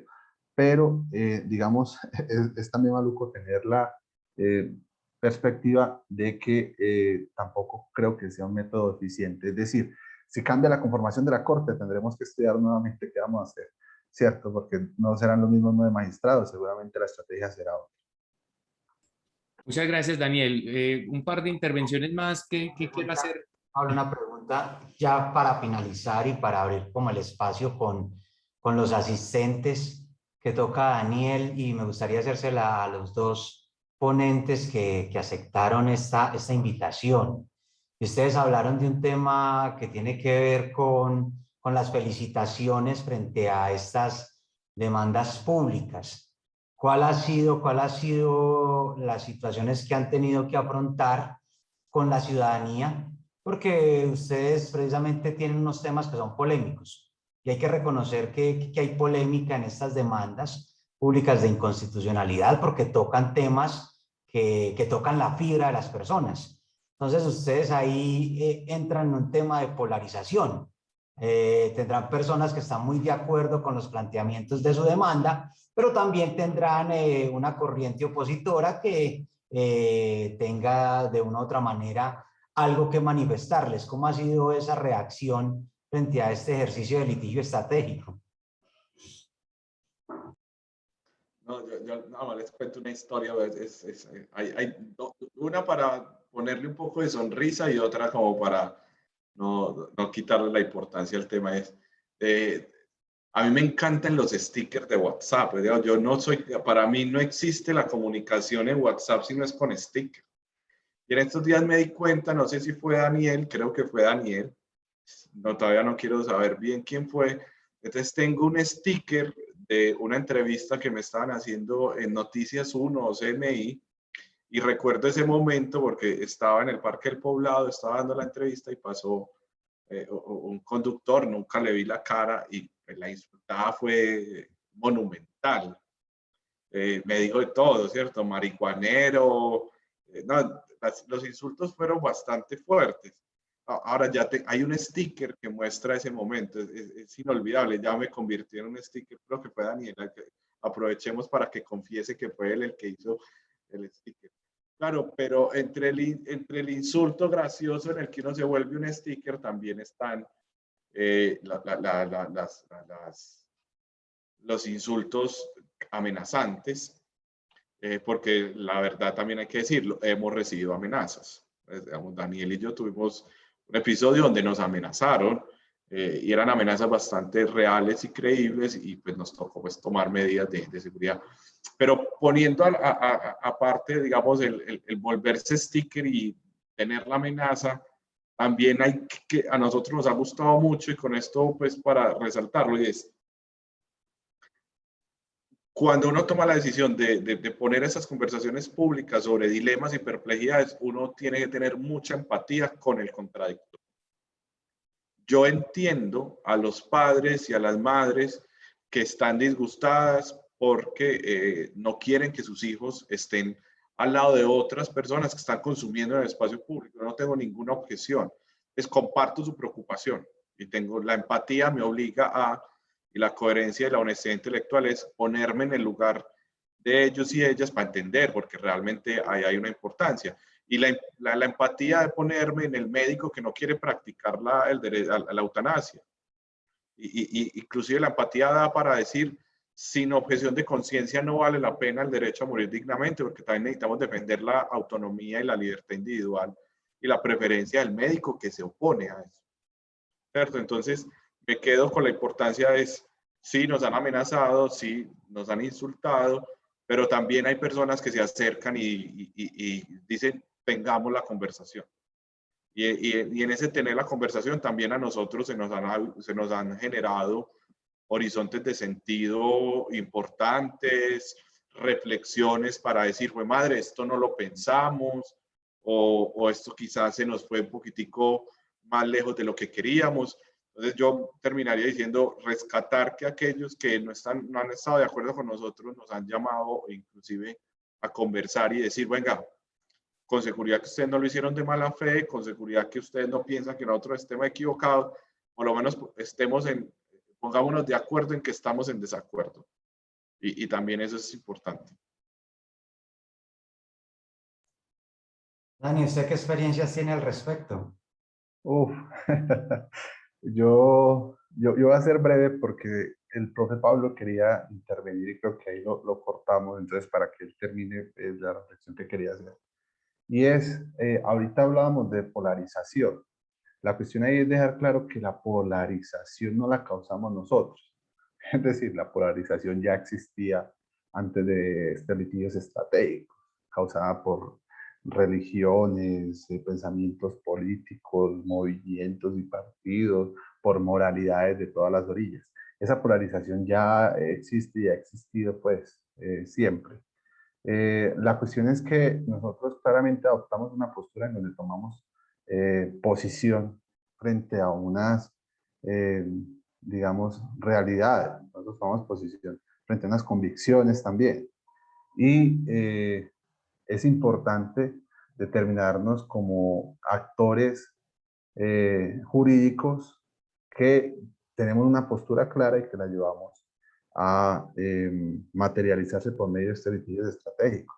Y claramente hay, digamos, yo me atrevería a decir confusiones dentro de una sociedad como la sociedad colombiana, en donde se confunde el derecho a expresarse, con el cual nosotros estamos absolutamente de acuerdo, y no solamente eso, sino que lo defendemos como libertad individual, con la posibilidad que tienen las personas de amedrentar, de amenazar, de llevar hacia a la parte emocional, incluso personal, familiar, al contradictor. Y eso es importante también. Me gusta pensar que ese cambio también lo empezamos a generar, no solamente nosotros, sino que la academia en eso sí es absolutamente fundamental, en empezar a determinar, hombre, que es que el diferente no hay que suprimirlo, no hay que extirparlo de la sociedad, no hay que desaparecerlo, ¿cierto? Que no hay que ser violento con el que piensa distinto. O sea, es importante llegar a acuerdos. Y la otra cuestión es que precisamente frente al litigio que nosotros llevamos a cabo, hay una confusión importante entre la disposición y la obligatoriedad de las decisiones. O sea, es decir, una cosa es el que quiera, consuma, el que quiera y tenga, digamos, estas causales, mmm, acceda al derecho fundamental a morir dignamente. Y otra cosa, y eso lo tergiversan mucho, es que el Estado va a obligar a las personas a aguantarse los consumos en el espacio público y que el Estado va a llevar a los niños y niñas el Estado les va a promocionar los consumos y va a permitir toda sinvergüencería y además toda persona viejita que esté en un estado terminal, entonces el Estado va a ir y le va a arrebatar la vida. Es un montón de, digamos, tergiversaciones que se realizan alrededor de estas demandas. Tener la claridad de que desde el punto de vista informativo, una cosa es la disposición y otra cosa es la obligatoriedad. Y mientras, digamos, sigan existiendo esas tergiversaciones, gente que a veces que ni siquiera está de acuerdo con esos pensamientos y le quiere sacar rédito desde todo punto de vista y nos tergiversan, nos caricaturizan, nos insultan. Creo que también es una forma en que estamos construyendo sociedad, estamos construyendo país, estamos llevando, digamos, estas discusiones, perdón, al escenario público, estamos poniendo a los ministerios, al Congreso, a la Corte, a las facultades de Medicina y Derecho a llevar todos estos, digamos, temas importantes de los que a veces nadie quiere hablar. Y desde ese punto de vista, a pesar de las amenazas, creo que vale y ha valido la pena cada una de las acciones que hemos enfrentado y hemos establecido, ¿cierto?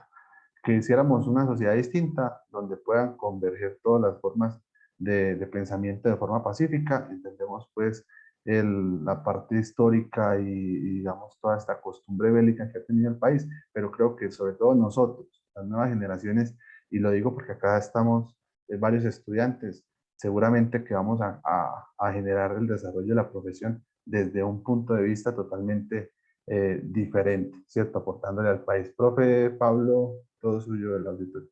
Muchas gracias, Daniel. No, yo quería simplemente como sobre el bloque el control de convencionalidad del que estaban hablando ahorita, pues hacer como una pequeña reflexión, y es que cuando nosotros estudiamos el Estado de Derecho, nos enseñaron que el máximo principio del Estado de Derecho era el principio de legalidad, ¿sí? En el Estado Social de Derecho nos enseñaron que el máximo principio es la Constitución, ¿cierto? Y por eso hay un control de constitucionalidad, así como hubo un control de legalidad en el Estado de Derecho, y creo que hemos evolucionado lo suficiente para hablar de ese control de convencionalidad, ¿sí? Pues era como la evolución más allá del constitucionalismo, y es integrar pues los derechos fundamentales internacionales que hacen parte del bloque de constitucionalidad, pero que claramente pues necesitamos reglas como las propone el doctor Alejandro. Bueno, tenemos dos preguntas del público, vayan planteando las preguntas. Una que hicieron ahorita a las 6:10 de la tarde de Vivian Álvarez, que pregunta si pueden decir el número del proyecto donde inicia la vida. Fue un comentario que se hizo como, hay un proyecto de decreto donde se dice que dónde comienza la vida, que Vivian quiere saber el número, si lo tienen a la mano. Y le vamos a dar paso a Erika Natalia Monsalve, que hace un rato levantó la mano para que haga la pregunta. Erika. Yo quiero dejar claro antes, me disculpas Erika, nosotros ya hablamos internamente con Vivian, la respuesta es que al parecer todavía no ha sido presentado, o sea, como que están socializando, ¿cierto? No lo encontré tampoco, si alguien lo puede encontrar, también le agradecería pues que nos los comparta. Muchas gracias. Erika.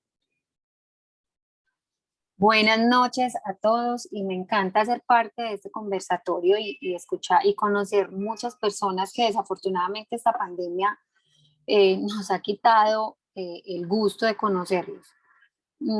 Bueno, yo tengo una inquietud acerca de la sentencia, de la sentencia pues de la cual hoy fue la ponencia, y es la siguiente, es que hablando de derechos, acá hay personas, bueno, acá en Colombia hay personas muy enfermas que deciden no seguir con una enfermedad que cada día los va a ir deteriorando, y pues esa es la lucha de esas personas, morir dignamente. Pero resulta que también habemos familiares eh, y son muchos los casos que tienen personas en estado vegetativo, pero estas personas no pueden hablar. Entonces, pienso que la voz de estas personas, que sí, desafortunadamente ha sido silenciada, y que aunque en estos momentos todos somos capaces, ya sea su mamá, su esposa, su hermana, termina siendo su voz. Entonces yo digo, hey, ¿qué pasa con estas personas que duran 10, 15, 5 años en un estado vegetativo, que por más que los cuidemos, que busquemos las mejores maneras, pues uno, pues por lo menos ese es mi caso. En mi familia hay ese caso y yo digo, Dios mío, si yo me quedo dormida para un lado 3 horas y me levanto y todo me duele, entonces yo digo, o sea, hay muchas, es verdad, yo soy creyente y pienso que en estos asuntos en los que el aborto, el aborto pienso que debería ser muy regular, porque no en todos los casos debería existir, porque de hecho si tú vas a Profamilia, hay donde se sacan los fichos que dice aborto, o sea, libremente aborto. Entonces tú te fuiste de rumba y X y decidiste que no vas a que no vas a tener ese bebé, en fin, mil cosas, y eso se hace. O sea, no hay una investigación exhaustiva en la que se pueda determinar si el bebé viene con, aunque acá eso no está regulado, acá sucede y acá hay ese tipo de abortos. Y en cuanto a la eutanasia, que este fue pues de una u otra manera como el tema o la ponencia en esta noche, y hablando, sí, de todas de muchas cosas que se vuelven inconstitucionales acá en Colombia, yo digo, ¿y quién va a ser la voz de estas personas que no pueden decir, ni siquiera pueden rascar un dedo? Pueden decir, ¿quién puede hablar por estas personas que llevan tantos años sin poder expresarse y siguen en esa condición que verdaderamente es muy inhumana? Y que esta sentencia de una u otra manera no los cobija, y que los familiares tendríamos una sentencia de homicidio por piedad, porque eso nos cobijaría. Entonces, hablando de esta sentencia,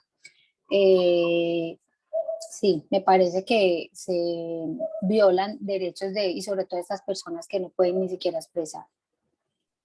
Muchas gracias, Erika, por tu pregunta. No sé si quiere empezar el Daniel o Alejandro con la respuesta a la pregunta, que me parece que es muy válida y muy valiosa en el sentido de, bueno, ¿y quiénes bogan por las personas que no pueden hablar? Es decir, están en un paciente, no es una enfermedad terminal, pero no tiene capacidad de decidir si quiere o no quiere continuar con ese estado vegetativo precisamente por su condición. Entonces, me parece muy válida y cuál sería el planteamiento constitucional de quiénes son los que pueden hablar por estas personas para decidir si pueden o no obtener la eutanasia. Yo, digamos, retomaría algo de hace un par de años, un libro muy lindo, es un libro que escriben unos norteamericanos que se llaman Bishop y Childress, que son los principios de bioética y el origen de la bioética. Se los recomiendo, es un libro pues que además por los años ya está muy disponible en las redes sociales, inclusive ahorita puedo compartirles el link. Ellos hablan de 4 principios de bioética. Ellos tienen esta manera, una mirada medio naturalista, pero digamos que sirven por lo menos pedagógicamente. Y ellos distinguen que hay 4 principios que deben orientar todas esas decisiones alrededor de la bioética, entre ellas pues el consumo, la legislación sobre el propio cuerpo, la interrupción voluntaria del embarazo, el derecho a la muerte digna. Dice, hay uno que se llama la no maleficencia, el de beneficencia, el de autonomía y justicia. en este momento solo me quiero quedar en el de autonomía, porque ellos han hecho un trabajo muy interesante que luego fue adoptado por la Suprema Corte Norteamericana de Estados Unidos, en el que han desarrollado el tema de la autonomía. Y hago un paréntesis, hay por ahí 9 puntos que tiene el comunicado, que son los puntos constitucionales. Pues digamos como que ese comunicado nos deja 9 líneas.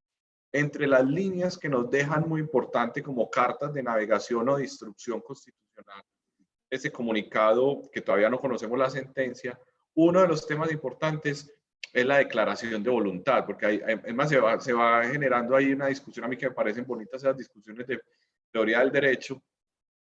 Yo creo que se abre una tensión entre si el Código Civil y el Código de Comercio tienen una tradición francesa, alemana, si volvemos a la pandectística, o qué va a pasar con Savigny, porque hay una discusión muy bonita. ¿Qué hace la Corte? Entonces, para darles tranquilidad, esta sentencia sí habla de la sustitución de la voluntad. Digamos, entre los temas importantes de esta sentencia, por lo menos el comunicado, sí tiene en cuenta, contempla este supuesto fáctico de aquellas personas que no tuvieron la oportunidad de declarar la voluntad antes de entrar en una condición que se lo impide. Entonces, ahí es importante hacer doble clic en el tema de la autonomía, en el marco del derecho a morir dignamente, porque la Corte va a desarrollarlo, porque quedó expresamente dispuesto en uno de los numerales del comunicado. Uno, los documentos de voluntad anticipada, digamos, para evitar que esta situación se presente. Además, ya va a fortalecer algo que viene diciendo ya la Corte Constitucional: si es un documento que debe vertirse en escritura pública, si es un documento privado. Entiendo que hay una discusión para tratar de volverlo un poquito más, digamos, reconocer más la fortaleza del ciudadano sin necesidad de tener fe pública, pero eso está en una discusión todavía. Ahora, ¿qué pasa si no se logra generar el documento de voluntad anticipada y no se tiene la condición de expresarlo? Siguiendo esa teoría de Childress y Bicham, ellos dicen, los familiares pueden expresar la voluntad en nombre del paciente. Pero lo ponen ahí y ponen una cosa muy bonita: siempre y cuando respeten las preferencias del paciente. Que además nos ponen una cosa ahí súper interpretativa. Les pongo un ejemplo, ahorita, Erika, para que lo tengas ahí en la reflexión, y es, yo soy ateo, ¿cierto? Mis papás no. Supongamos que mi papá no puede expresar su voluntad, pero mi papá es una persona católica. Yo soy ateo, yo no sé si yo deba interpretar sus preferencias. Es decir, yo no podría decir en nombre de él a favor del derecho a morir dignamente, pues su cosmovisión es una cosmovisión católica. Habrá que hacer doble clic si de pronto él sí está de acuerdo o no, ¿cierto? Entonces se puede, en el comunicado sí se prevé este supuesto fáctico, se prevén unas consecuencias normativas para esa situación. Entre las consecuencias es que se puede hacer la sustitución de la voluntad, pero que la sustitución solo será posible en la medida en que se guarde coherencia entre lo profesado públicamente y digamos, la decisión final. Ponerle el derecho a morir dignamente a alguien que ha profesado, por ejemplo, tú ahorita hablabas de la interrupción voluntaria del embarazo, a alguien que públicamente ha profesado unas convicciones a favor de una concepción muy ontológica de la vida, pues no podría.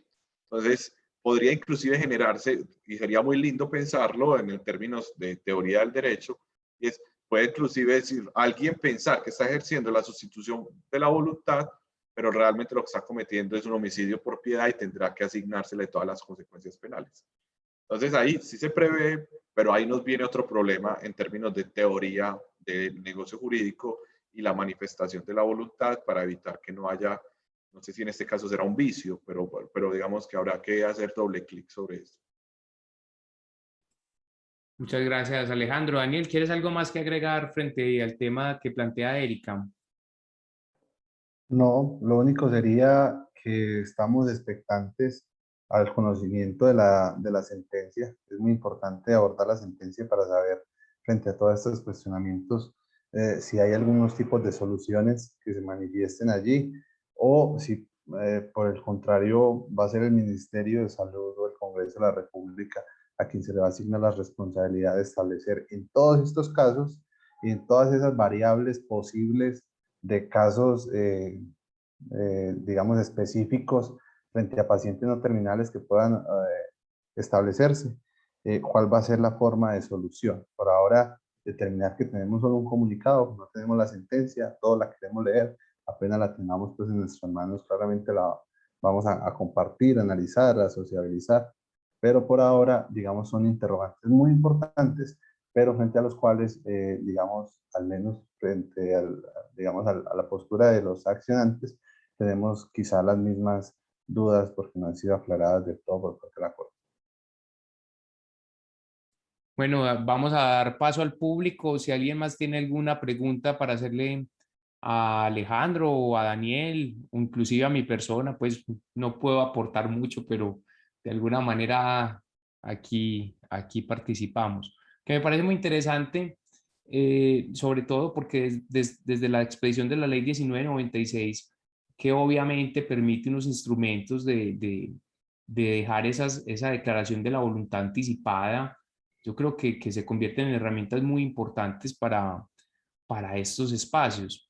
Sí, obviamente los interrogantes éticos son muy grandes, ¿cierto? Porque pues una cosa es la norma, una cosa es la sentencia de la corte, pero otra cosa es la cosmovisión ética de la persona.